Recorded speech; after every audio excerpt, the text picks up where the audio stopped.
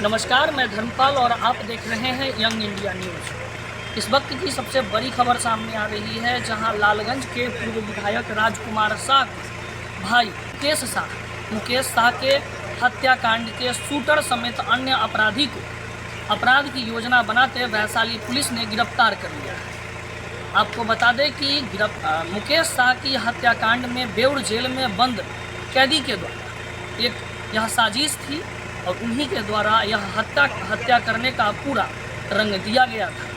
Beur jail में बंद कैदी का तार आपको बता दें कि लालगंज में पूर्व हत्या राकेश पासवान की हत्या से जुड़ रहा है। आगे क्या कुछ मामला है, वैशाली एसपी क्या कहते हैं, देखिए इस रिपोर्ट में। लालगंज थाना क्षेत्र में 27 जनवरी 2024 को मुकेश शाह हत्याकांड के उद्भेदन हेतु वैशाली एसपी के निर्देश पर एक विशेष टीम का गठन किया गया था। बताते चले कि गठित टीम को यह गुप्त सूचना प्राप्त हुआ कि मुकेश शाह हत्याकांड में शामिल कुछ अपराधकर्मी लालगंज फकुली मार्ग में रेलवे क्रॉसिंग के समीप हथियार एवं गोली के साथ किसी बड़े आपराधिक घटना को अंजाम देने के लिए एकत्रित हुए हैं। पिछले 27 जनवरी को एक सेंसेशनल मर्डर की घटना हुई थी लालगंज थाना क्षेत्र में, जिसमें मुकेश शाह की हत्या हुई थी। उसको लेकर के एसआईटी की टीम बनाई गई थी कि कांड का उद्भेदन हो सके और जो अपराधी शामिल हैं उनकी गिरफ्तारी हो सके। इसी क्रम में एक इंफॉर्मेशन कलेक्ट किया जा रहा था। टेक्निकल और मैनुअल इनपुट के आधार पे एक सूचना प्राप्त हुई कि उस घटना में शामिल कुछ अपराधकर्मी लालगंज थाना क्षेत्र में ही पुनः एकत्रित हुए हैं, किसी घटना को कायरत करने वाले हैं। तो इस सूचना की प्राप्ति पर लालगंज थाना की टीम और डीआईओ की टीम को संयुक्त रूप से छापामारी के लिए निर्देश दिया गया, जिसमें कि छापामारी के क्रम में 3 अपराधकर्मियों को गिरफ्तार करने में सफलता हासिल की गई, जिसमें कि 2 अपराधकर्मी के पास से एक देसी कट्टा बरामद किया गया और 4 गोली बरामद किया गया और एक अपराधकर्मी के पास से गोली बरामद किया गया है। और जो अपराधकर्मी को असद में लेकर के पूछताछ किया गया, तो पूछताछ के क्रम में उसमें से 2 अपराधकर्मियों ने अपनी मुकेश शाह हत्याकांड में संलिप्तता को स्वीकार किया।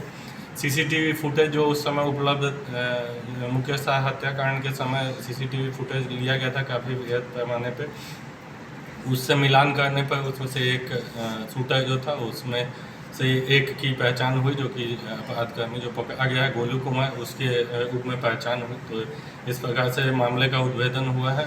मुकेश शाह हत्याकांड का एक शूटर जो है वो पकड़ा गया है और एक जो उस षड्यंत्र करने वाला था उसे गिरफ्तार किया गया है। ललन सहनी जो है उससे पूछताछ के क्रम में यह पता चला कि जो मामले का षड्यंत्र रचा गया था उसमें जेल में बंद एक अपराधकर्मी औसन तात्या करके है, जो कि बेउर जेल में अभी बंद है, उसके द्वारा षड्यंत्र रचा गया था, जिसमें कि ललन सहनी भी षड्यंत्र में शामिल था और उनके द्वारा जो शूटर है उसको हायर किया गया था, जिसमें से कि एक शूटर को पकड़ा गया है और अन्य जो है 2 शूटर और हम लोग उनके गिरफ्तार करने का प्रयास करें। अभी तक जो भी मामले में खुलासा हुआ उससे यह पता चला है कि मुकेश शाह जो जेल में बंद अपराधी है तात्या, उसका आपस में कुछ पैसा का लेन देन को लेकर विवाद था, जिसमें कि तात्या द्वारा इन लोग को पैसे दे करके हत्या करने की बात इन लोग को बताई गई थी। जो शूटर थे उनसे यह तय हुआ था कि 2 लाख रुपया हत्या करने पर उन्हें दिया जाएगा फाइनली, लेकिन उसके द्वारा 20,000 रुपया ही दिया गया। तो मुख्य रूप से पैसे दे करके हत्या करने का मामला सामने आया है। तात्या और मुकेश शाह में जो मामला पाया गया है उसमें दोनों में पैसे को लेकर के विवाद की बात अभी तक आई है, लेकिन अभी बहुत स्पष्ट नहीं हुआ है। तात्या को हम लोग रिमांड पर लेकर के पूछताछ भी करेंगे कि आगे के मामला का खुलासा हो सके। जो अभी तक बात पता चली है, ललन सहनी से जो पूछताछ हुई है और गोलू कुमार से जो पूछताछ हुई है, उसे पूर्व के कांड राकेश पासवान की जो हत्या हुई थी उसमें भी तात्या के शामिल होने की बात पता चली है कि उसमें भी कहीं ना कहीं तात्या का रोल था। तो इसलिए हम लोग रिमांड पर लेकर के तात्या से फर्दर पूछताछ करेंगे, जिससे कि आगे भी मामले का खुलासा होगा और जो अन्य शूटर हैं उनकी गिरफ्तारी के लिए हम लोग प्रयास करेंगे।